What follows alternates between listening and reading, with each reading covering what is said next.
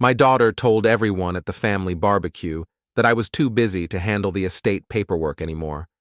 She said it with that practiced smile of hers, the one she uses when she wants people to think she's being thoughtful instead of opportunistic.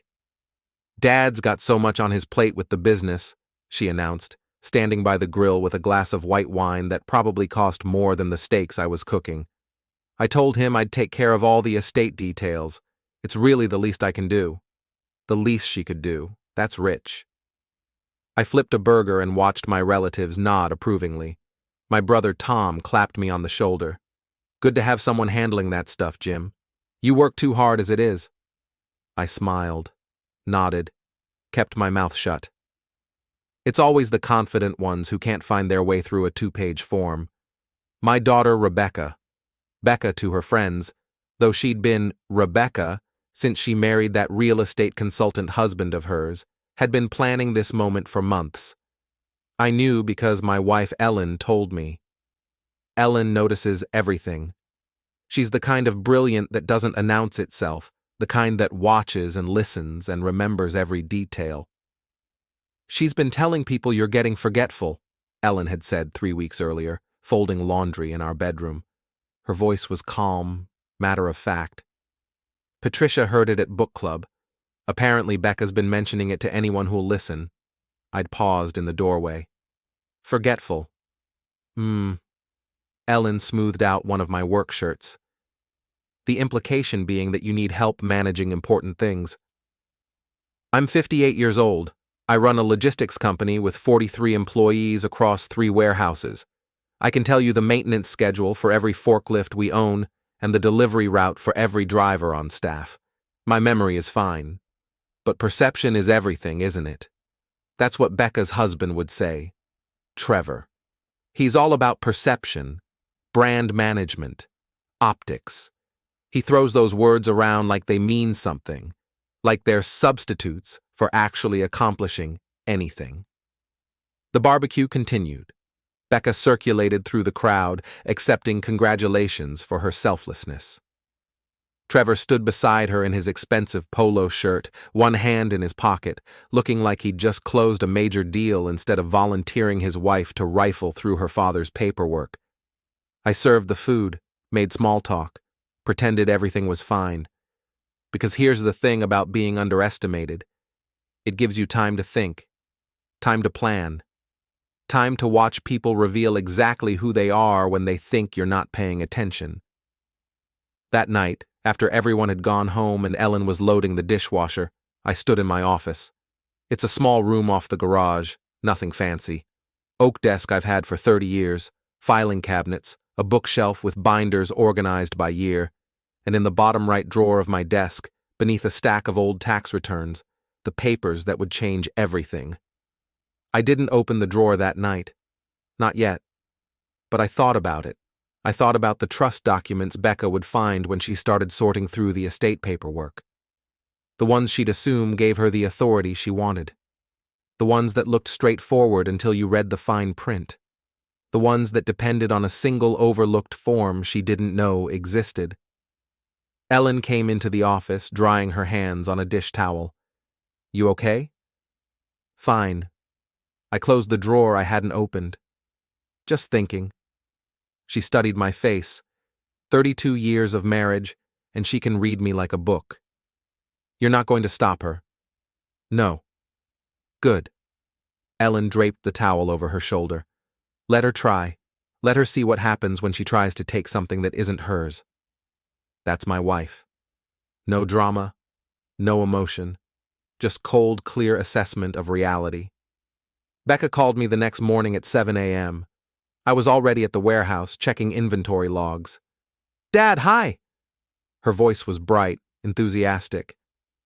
"I wanted to let you know I'm heading over to the house this afternoon to start going through those files. Is that okay?" Like she was asking permission instead of announcing her plans. "Sure, honey. I'll leave the office unlocked." "Perfect. This is going to be so helpful for you. I know how overwhelming all this paperwork can be." Overwhelming. Right. I hung up and stared at my computer screen. The logistics software showed delivery routes crisscrossing the city. each one optimized for efficiency, timed to the minute, designed to get products from point A to point B with minimal waste. I've spent my entire adult life solving problems, finding the most efficient path, eliminating obstacles. I wondered if Becca realized she'd just become an obstacle. She lasted 2 days. On the first day, she sent me 3 text messages with photos of documents asking what they meant. I responded with brief answers. Yes, that's the property deed. No, that account is closed. That trust was established in 1998. On the second day, the texts stopped. On the evening of the second day, she called. Dad. Her voice was different now, tight, uncertain. Can I come over? I need to talk to you about something. Of course. She arrived an hour later. Trevor wasn't with her. She came alone, carrying a folder stuffed with papers, her confidence from the barbecue completely gone. Ellen let her in and then disappeared into the kitchen. She's good at that. Giving me space when I need it. Trusting me to handle things. Becca sat on the couch in our living room. The same couch she'd sat on as a teenager, crying about boys or complaining about homework. The same couch where she'd announced her engagement to Trevor, glowing with excitement about the future they'd planned. Now she looked small, confused. Dad, she said quietly, something's wrong with the estate numbers. I sat in the armchair across from her. I know. She blinked. You know? Yes. But... She opened the folder, shuffling through papers. The trust documents, they show certain asset allocations, but when I tried to verify them against the business records, nothing matches up. And there are these references to agreements I can't find anywhere. Dad, I don't understand. Did someone make a mistake? Are there documents missing? I leaned back in my chair, studied her face. She looked genuinely worried, genuinely confused. Part of me almost felt sorry for her. Almost. Becca, I said slowly, do you remember what you said at the barbecue? About taking care of the estate details because I was too busy? She nodded. And do you remember telling your friends I was getting forgetful? That I needed help managing important things? Her face went pale. Dad, I didn't mean... I held up a hand. It's fine. I'm not angry about that. But let me ask you something. In all the time you spent looking through those files, all the documents you read, did you ever ask me about the bottom drawer of my office desk? She frowned. What? No. Why would... Because that's where the answers are. I stood up. Come with me. We walked to my office. She followed behind me, clutching her folder like it might protect her from whatever was coming. I unlocked the bottom right drawer, pulled it open, removed the stack of old tax returns. Underneath was a blue folder I'd put there 23 years ago. Sit down, I told her. She sat. I opened the folder and pulled out the first document. It was yellowed slightly with age, but the notary seal was still crisp and clear. This, I said, is a partnership transfer agreement from 2002. Do you remember when Uncle Tom and I restructured the business after your grandfather died? She shook her head. You were 9. You wouldn't remember. But this agreement established the company structure that's been in place ever since. It also included a contingency clause. I pulled out another paper. This clause states that if anyone attempts to restructure the estate assets or business holdings without explicit written consent from both partners, that's me and Tom, then all previous transfer arrangements become null and void. Becca stared at the paper. I don't understand what this has to do with... Keep listening. I pulled out a third document. This is a power of attorney override, signed and notarized in 1999. It grants me absolute authority over all family business decisions if there's any attempt to reorganize corporate structure without full disclosure to all original stakeholders. Her eyes widened. Dad, I wasn't trying to reorganize anything. I was just trying to understand. Really? I pulled out the final paper. It was more recent, only 3 months old. Then explain this. It was a draft proposal, corporate restructuring plan, new share distribution, management roles, all very official looking, with Trevor's consulting company logo at the top. Her face went from pale to white. "Where did you get that?" she whispered. "Your husband sent it to his printer. Our printer, at the warehouse. He used our company account because he didn't want it showing up on his personal billing." I sat down on the edge of my desk.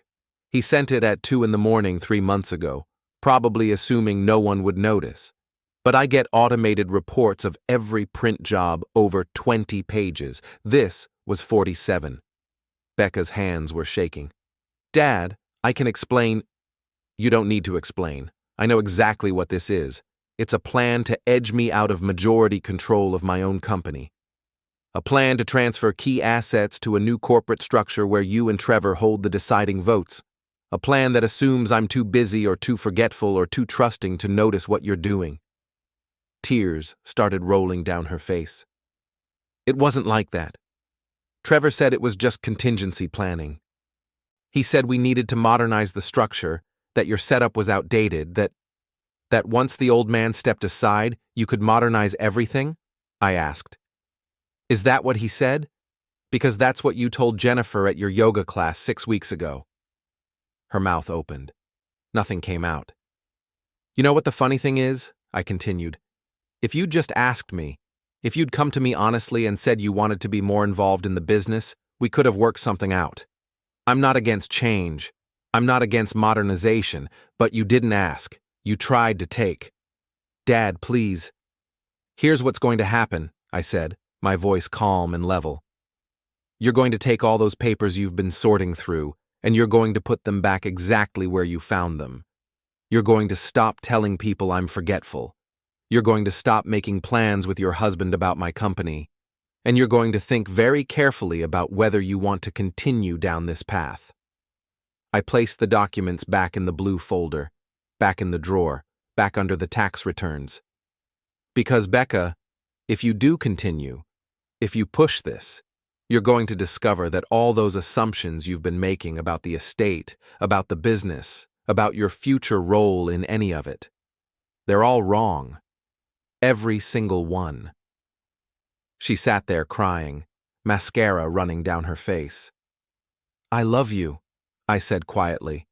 "You're my daughter, but I'm not an obstacle to be managed or a problem to be solved. I built this company from nothing. I protected this family through recessions and layoffs and every kind of hardship you can imagine. And I will not let you take it apart because your husband convinced you it was yours for the taking." She stood up slowly, still clutching her folder. "I'm sorry," she whispered. "I know you are. Now." She left. I heard the front door close, heard her car start in the driveway. Ellen appeared in the doorway. "That went well." I laughed, couldn't help it. "Did it?"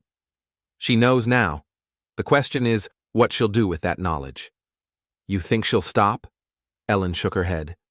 "No. I think she'll double down. People like her and Trevor, they don't back away when they're challenged. They escalate." "Then I guess we'll see what happens." Ellen came over and kissed the top of my head. "You're not the hero anymore, are you?" "No," I said. "I don't think I am. And that was fine with me. Heroes have rules. Villains get things done." Before we continue, hit the hype button, subscribe, and like the video to help the channel grow. Tell us which city you are from in the comments. We'd love to get to know our audience better. The next morning, I got to the warehouse at 5:30. Early enough that only the night shift guys were still there, loading the last trucks before the day crews arrived. The place smelled like diesel fuel and coffee, familiar and grounding. My office is on the second floor, overlooking the main floor through a wall of windows. I can watch the whole operation from up there, see who's working, who's slacking, who's got their head in the game. I made coffee and opened my laptop, started going through emails. At 6:15, my phone rang. Tom. "You're up early," I said. "Rebecca called me last night." Tom's voice was careful. Said she wanted to talk about the business structure. I took a sip of coffee. Did she? Jim, what's going on? She sounded pretty upset. Said you'd shown her some old partnership documents and told her to stay out of the estate planning. That's accurate. Silence. Then, is there something I should know? Tom's a good guy. My younger brother by 4 years. We've run this company together since our father died, though I've always held the majority share. He trusts me, always has, which made this conversation tricky. Rebecca and Trevor have been making plans, I said. Plans that involve restructuring the company in ways that would benefit them and hurt us. Restructuring? What kind of restructuring? I told him. Not everything, but enough. The draft proposal, the share redistribution, the management changes. Tom was quiet for a long moment. That little shit. Which one? Both of them. Jesus, Jim. Your own daughter? Apparently. What are you going to do? That was the question, wasn't it? Right now? Nothing. I showed her what I know, gave her a chance to back off. If she's smart, she'll take it. And if she's not? I watched a forklift operator stack pallets below. Smooth, efficient movements. Everything in its place. Then I'll handle it. Tom sighed. You want me to talk to her? Maybe if she hears from both of us. No. She made her choice when she started this. She doesn't get to pretend she didn't know better. She's your daughter. I know what she is. Another silence. All right, your call. But Jim, be careful. This kind of family drama, it can get ugly fast. I know.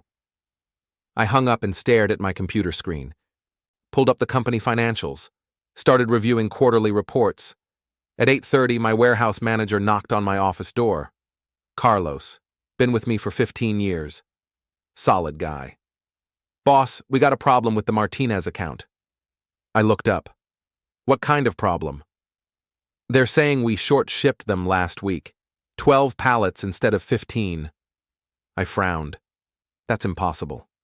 I checked that invoice myself. Carlos shrugged. They're insisting. Got their receiving manager on the phone right now, pretty pissed off. I stood up. Transfer it to my office. I'll handle it. 2 hours later, after reviewing shipping logs, GPS tracking data, and finally pulling security footage from our loading dock, I confirmed what I already knew. We'd shipped exactly 15 pallets. Martinez had received all 15. Someone on their end was trying to scam us. I called their accounts payable department and explained very clearly, very calmly, with timestamps and video evidence, that they'd received their full order. They could either acknowledge it, or we could discuss it with their CEO. They acknowledged it. But it put me in a foul mood. I hate liars. Hate people who try to take what isn't theirs.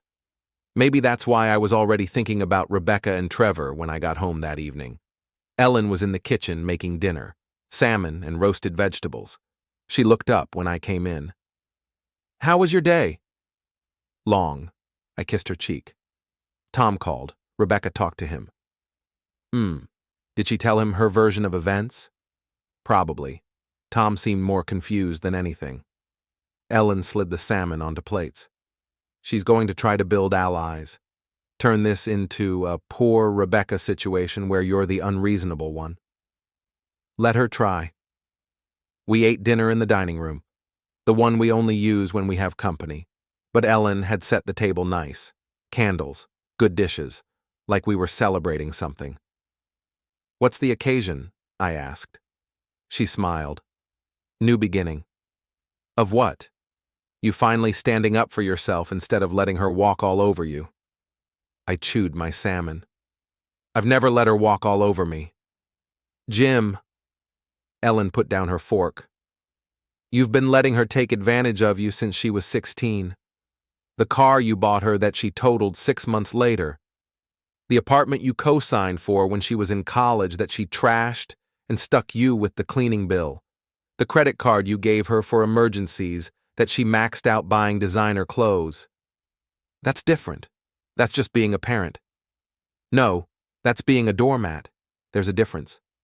She picked up her fork again. But now you're done. I can tell. Something shifted when you saw that proposal. She was right. Something had shifted. All those years of giving Rebecca what she wanted, of smoothing over her problems, of pretending her mistakes were just youthful indiscretions. I'd thought I was being a good father, supporting my daughter, helping her find her way. But I'd actually been teaching her that there were no consequences, that she could take and take and take, and I'd always be there to give her more. Well, not anymore. What are you thinking? Ellen asked. That I should have stopped this a long time ago. You couldn't have known it would go this far. Yes, I could have. I just didn't want to see it. My phone buzzed. Text message. Rebecca. Dad, we need to talk. Can I come by tomorrow? I showed Ellen the message. She read it and raised an eyebrow. She's not giving up. Didn't think she would. Are you going to see her? I thought about it. Part of me wanted to just cut her off, block her number, make it clear that we were done. But another part of me, the part that was becoming very cold and very strategic, recognized an opportunity. Yes, tomorrow evening, here at the house. I texted back, 6 p.m., come alone. 3 dots appeared, disappeared, appeared again. Okay? Ellen collected our plates. You have a plan. I'm working on one. Good. She headed to the kitchen, then paused in the doorway. Jim, don't go easy on her, not this time. I won't. That night, I went back to my office, opened the drawer again, pulled out the blue folder.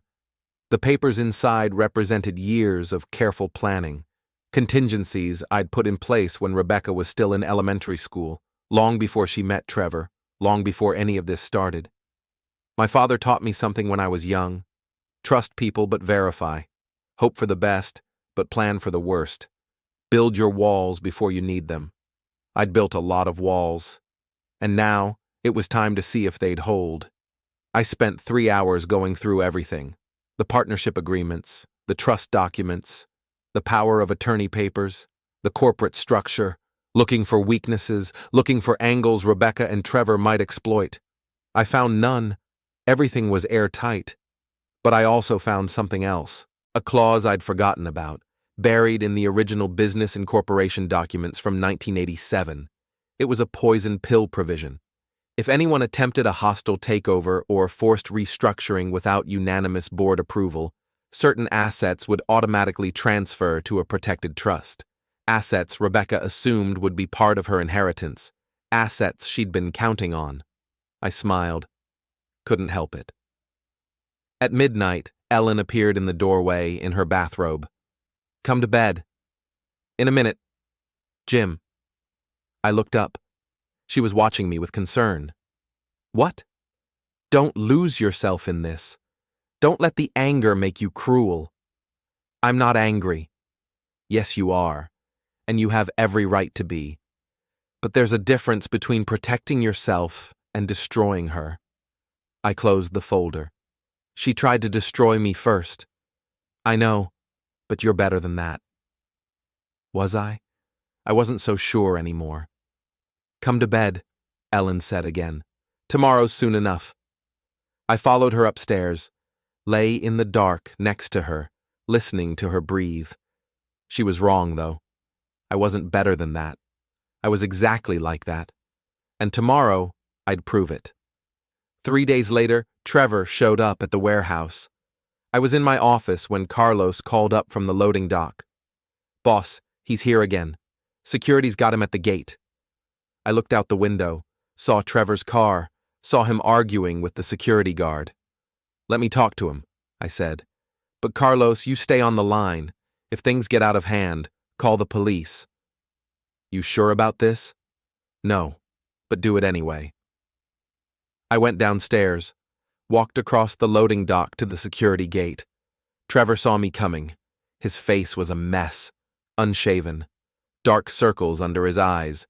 He looked like he hadn't slept in days. You need to leave, I said. You're not authorized on this property. We need to talk, man to man.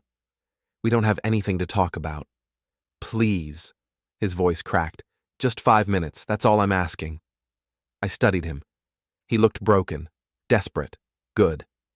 5 minutes, I said. Out here. Security stays close. Trevor nodded. The guard stepped back but stayed within earshot. I'm sorry, Trevor said. For everything. For the accounts.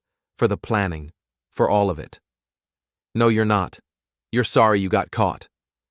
That's not true. I'm sorry I hurt Rebecca. I'm sorry I damaged your relationship. You never wanted to get caught. You wanted to steal millions of dollars and disappear it offshore. That was your plan. It wasn't like that. Pennsylvania says otherwise. He flinched. That was different. That was a misunderstanding. $500,000 isn't a misunderstanding. It's theft. I never took that money. Gary Halverson begs to differ.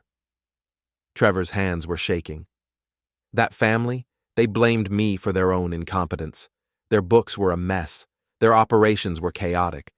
When money went missing, they needed someone to blame. So they blamed the consultant who'd set up offshore accounts and disappeared the money through shell companies. Yeah, that's crazy. I didn't do it. Then explain the accounts. Explain the corporate structures you'd created. Explain the exact same pattern you were using with me. Trevor opened his mouth, closed it. No answer. That's what I thought, I said. You're a con artist, a professional thief, and the only reason you're not in prison is because your victims were too embarrassed to press charges. I love Rebecca. That's real. Whatever you think about me, that's real. Do you? Because from where I'm standing, Rebecca was just access to the Sullivan family money. That's all she ever was. That's not true.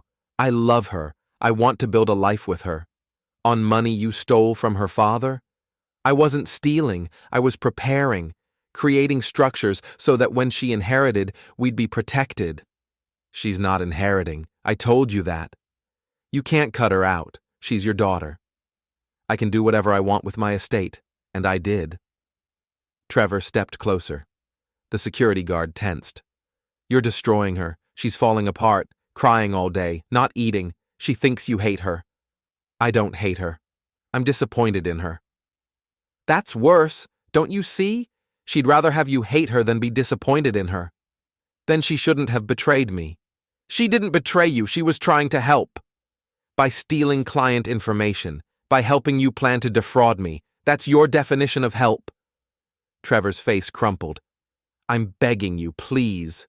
Give her another chance. She made a mistake. She trusted the wrong person, but she's still your daughter.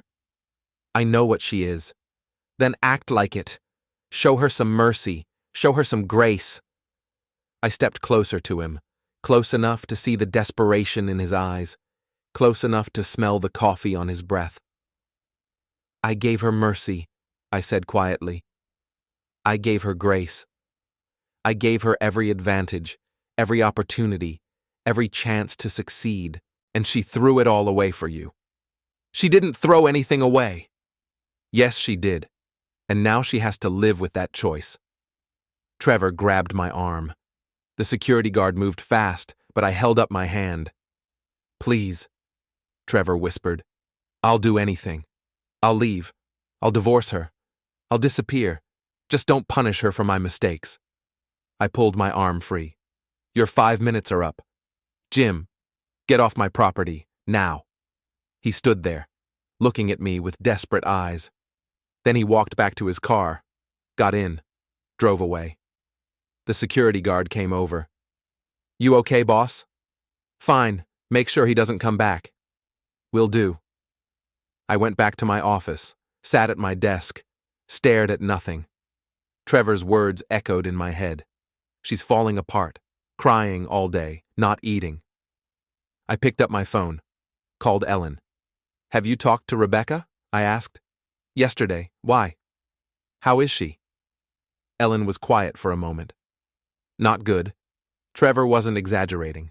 She's devastated. Good. Jim. What? She needs to understand what she did, needs to feel the consequences. She understands. Believe me, she understands. Then she'll learn. Or she'll break.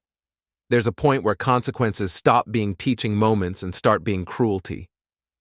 I rubbed my eyes. What do you want me to do? I want you to remember that she's 25 years old, that she made a terrible mistake because she trusted someone she shouldn't have, that she's your daughter and she needs you. She needed me to roll over and let Trevor steal everything. No. She needed you to be her father, to guide her, to show her when she was wrong. I did show her. I showed her exactly what happens when you betray trust. And now what? You've made your point. You've proven you're not someone to be taken advantage of. So what's next? I stared out the window, watched forklifts moving pallets, watched trucks being loaded. I don't know, I said finally. Yes, you do. You're just afraid to admit it. What am I afraid of? That if you forgive her, you'll look weak. That if you show mercy, Trevor wins. Trevor doesn't get to win. Trevor's already lost, Jim. His accounts are frozen, his business is destroyed, his reputation is ruined, he's done. The question now is whether you're going to let Rebecca rebuild. I hung up without responding, sat there thinking, was Ellen right? Had I already won? Trevor was finished. His fraud schemes were exposed, his offshore accounts frozen. Even if Rebecca divorced him, his name would be toxic in business circles forever. He was done. But Rebecca was still my daughter, still the little girl who'd learned to ride a bike in our driveway, still the teenager who'd cried on our couch about boys and homework, still the young woman who'd stood beside me at my father's funeral and held my hand.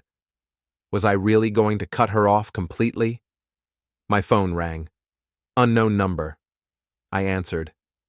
Hello? Mr. Sullivan, this is Detective Morris from the Fraud Division. I'd like to talk to you about Trevor Michelson. My stomach dropped. What about him? We've received a complaint. Someone claiming Mr. Michelson attempted to defraud them. They provided your name as a potential witness. Would you be willing to come in and make a statement? I closed my eyes. Who filed the complaint? I can't share that information, but we're building a case, and your testimony could be very valuable.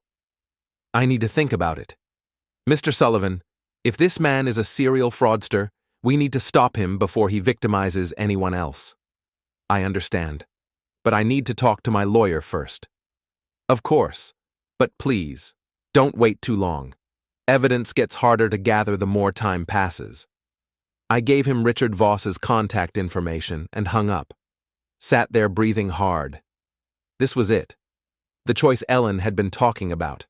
If I cooperated with the police, Trevor would be arrested, prosecuted, probably convicted given his history and the evidence. He'd go to prison, and Rebecca would be destroyed. Not just financially, not just emotionally, but completely. Her husband in prison for fraud, her reputation ruined by association, her future demolished. I could do it. One phone call, one statement, Trevor gone, or I could stay silent. Let him walk. Give Rebecca a chance to salvage something from this disaster. I called Richard Voss. The police contacted me. They want a statement about Trevor. Are you surprised? With everything that's come out, it was only a matter of time. What do I do? That's your call. But Jim, if you don't cooperate, Trevor might do this to someone else. And if I do cooperate, Rebecca's life is over. She made her choices. She has to live with them. She's 25 years old. She made a mistake. A very expensive mistake that almost cost you everything. I stared at my computer screen. If I don't give a statement, can they still prosecute? Maybe. Depends on what evidence they have. But your testimony would make their case much stronger. And if I refuse? They can't force you, but it looks suspicious. Like you're protecting him. I'm not protecting him. I'm protecting my daughter. That's the same thing, Jim. Maybe it was. Maybe that was the point. I thanked Richard and hung up. Then I called Detective Morris back. I'll come in, I said. Tomorrow morning, 9 a.m. Thank you, Mr. Sullivan. This is the right thing to do. Was it? I wasn't sure, but I was tired of second-guessing myself. Tired of wondering if I was being too harsh or not harsh enough. Trevor was a criminal. He'd stolen before. He'd tried to steal from me. And if I didn't stop him, he'd steal from someone else. Rebecca would have to survive that on her own. I called Ellen. The police want a statement about Trevor. I said I'd go in tomorrow. Silence. Then, are you sure? No. But I'm doing it anyway. Rebecca will hate you. She already hates me. No, she doesn't. She's hurt and angry and confused, but she doesn't hate you. She will when Trevor goes to prison. Probably. Ellen sighed. But you're right, he needs to be stopped, even if it costs you your daughter. Yeah. We sat on the phone in silence. I love you, Ellen said finally. I love you too. Come home early tonight. We'll have dinner. Talk about anything except this. Okay. But I didn't go home early. I stayed at the warehouse until 10 p.m., walking the floor, checking inventory, avoiding the decision I'd made, avoiding what came next. The fraud division was in a nondescript building downtown, gray walls, fluorescent lights, the smell of old coffee and desperation. Detective Morris was younger than I expected, early 40s maybe, sharp eyes, professional demeanor. We sat in a small interview room. He had a recorder on the table between us.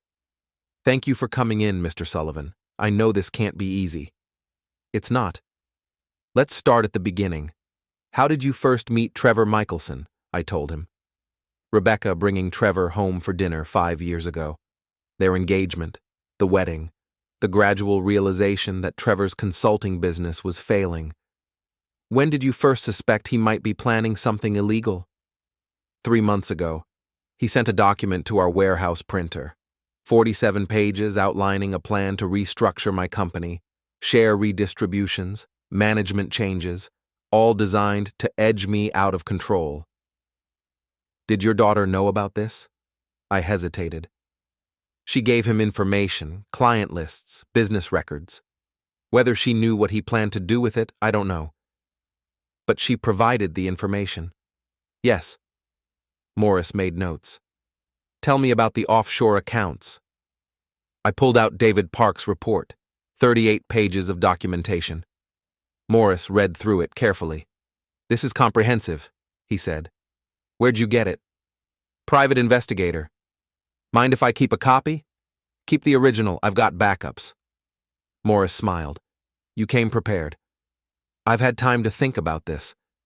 We spent 2 hours going through everything. The offshore structures, the shell companies, the Pennsylvania case, the timeline showing Trevor had planned this for months. One last question, Morris said. Why now? You've known about this for over a week. Why wait to come forward? I looked at him. Because Trevor Michelson is married to my daughter, and I wanted to give her a chance to separate herself from him before I destroyed his life. And did she? Separate herself? No. Morris nodded. I'm sorry. I know that must be difficult. It is. But it doesn't change what needs to happen. He turned off the recorder. Mr. Sullivan, off the record, you're doing the right thing. This guy's a predator. We've got 2 other complaints besides the Pennsylvania case. One from Ohio, one from Texas. Same pattern. Same fraud structures. If we don't stop him now, he'll do it again. I know. Your daughter's going to blame you. I know that too. For what it's worth, she'll understand eventually. Maybe not today, maybe not next year, but eventually. Maybe. I left the police station feeling empty, drove to the warehouse on autopilot, sat in my office staring at nothing.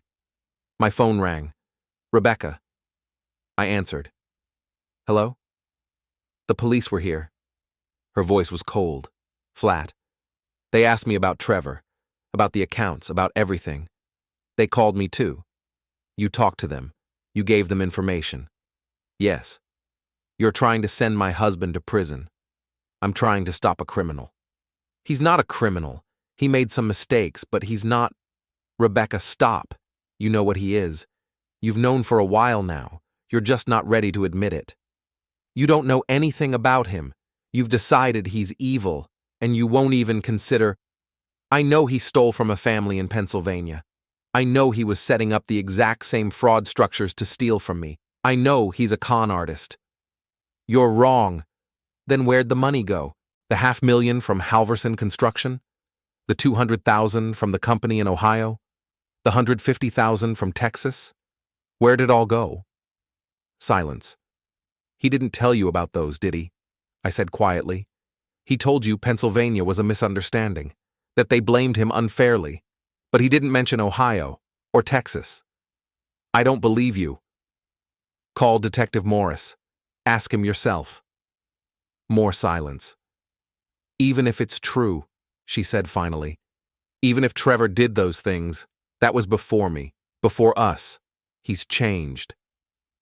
People like Trevor don't change. They just get better at hiding what they are. You're wrong.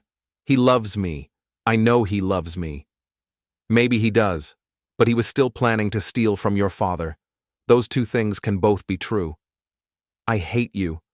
Her voice broke. I hate you for doing this. I know. When Trevor goes to prison, when our lives are destroyed, I want you to remember that this was your choice. You did this. I'll remember. She hung up. I sat there holding my phone. Ellen had been right. Rebecca would hate me. Maybe forever. But Detective Morris had been right too. Trevor was a predator. And I'd stopped him. That had to count for something. Carlos appeared in my doorway. Boss, we got a situation. What now? Trevor's outside, in the parking lot. Been sitting there for an hour. Security's keeping an eye on him, but I thought you should know. I went to the window, looked down, saw Trevor's car, saw him sitting behind the wheel, just sitting there, staring at the building. He's not doing anything? I asked. Just sitting. But boss, he looks unstable. If he tries to come inside. He won't. He knows security will stop him. But I kept watching anyway. Something about the way Trevor was sitting there. The stillness of it. The focus. It reminded me of something. A predator watching prey. Waiting for the right moment. My phone rang. Detective Morris. Mr. Sullivan, I wanted to give you a heads up. We're moving forward with charges against Trevor Michelson. Arrest warrant should be issued by end of day. That fast? The evidence is overwhelming, plus the other victims have agreed to testify. We've got him. What about Rebecca? Is she implicated? Not criminally. She provided information, but there's no evidence she knew what he planned to do with it. We're treating her as an unwitting accomplice. Thank you. No problem. And Mr. Sullivan, watch your back. When guys like Michelson get cornered, they can get desperate. Unpredictable. I looked out the window at Trevor's car. I know. I hung up and called security. The car in the parking lot. Trevor Michelson. I want 2 guards on him at all times. If he moves, I want to know. You got it. I went back to work. Tried to focus on inventory reports, delivery schedules, client accounts. But my attention kept drifting to the window, to Trevor's car, still sitting there, still waiting. At 4 p.m., he finally left. Just started his car and drove away. I called Ellen. Trevor's been watching the warehouse, sitting in the parking lot for hours. Did he do anything? No. Just watched. Jim, maybe you should come home. Maybe we should both stay somewhere else for a few days. A hotel or something. I'm not hiding from him. I'm not suggesting you hide. I'm suggesting you be smart. He's about to be arrested. He's desperate. People do crazy things when they're desperate. I'll be fine. Promise me you'll be careful. I promise. But I was lying. I wasn't being careful. I was being stubborn. Because part of me wanted Trevor to try something. Wanted him to give me a reason to finish this permanently. That night, I stayed late at the warehouse. Ellen called twice asking when I'd be home. I told her soon. Kept working. At midnight, I finally locked up my office, took the elevator down to the first floor, walked across the empty warehouse toward the side exit. The lights were motion activated. They flickered on section by section as I walked, then turned off behind me, like the darkness was following me. I pushed open the side door, stepped into the parking lot. Trevor was waiting by my truck. I stopped. "You need to leave. We need to talk." His voice was calm. Too calm. "We have nothing to talk about. The police came to my office today. They asked me about Pennsylvania, about Ohio, about Texas. I know. You did this. You ruined me. You ruined yourself. I just stopped you from ruining me too." He stepped closer. I could see his face in the parking lot lights. Hollow. Empty. "Rebecca's leaving me," he said quietly. "She called from her sister's house, said she needed time to think. But we both know what that means. She's making the smart choice. She was the only good thing in my life, the only person who believed in me, and you took her away. I didn't take her. You lost her when you lied to her. I never lied. I just didn't tell her everything." "That's the same thing." He pulled something from his pocket. For a second, I thought it was a weapon, but it was just his phone. "I want you to call Detective Morris. Tell him you made a mistake, that you were wrong about me." "I can't do that." "Yes, you can. Tell him it was a misunderstanding, that we worked everything out, that no crime was committed. No. I'm begging you, please, don't do this to me. You did this to yourself." His hand tightened around his phone. "If I go to prison, Rebecca's life is over. Her husband convicted of fraud. She'll lose everything, her reputation, her friends, her future. That's her problem now. How can you say that? She's your daughter. And she chose you. She made her choice." Trevor threw his phone. It hit my truck with a crack. "You self-righteous bastard. You think you're so much better than me? You built this company by stepping on everyone who got in your way. I built it with hard work and honest dealing. You built it by being ruthless, by crushing your competition, by never giving anyone a second chance. I gave you a chance. I gave Rebecca multiple chances. You both wasted them." He lunged at me. Not a punch exactly, more like a desperate shove. I caught his arms, pushed him back. He stumbled, caught himself on a car.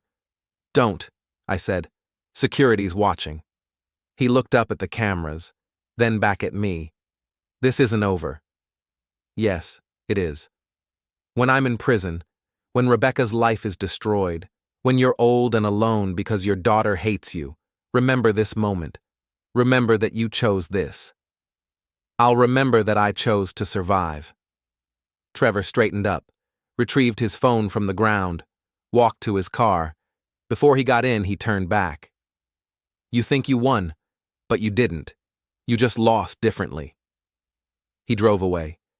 I stood there in the parking lot, breathing hard, adrenaline fading. He was right about one thing. This wasn't a win. Not really. I'd protected my company, stopped a criminal, done the right thing. But I'd lost my daughter. And nothing I built would ever fill that hole. I drove home, let myself in quietly. Ellen was asleep. I sat in the dark living room, thought about Rebecca as a little girl, thought about the trust documents, thought about everything I'd destroyed to protect what I'd built. And for the first time since this started, I wondered if it was worth it.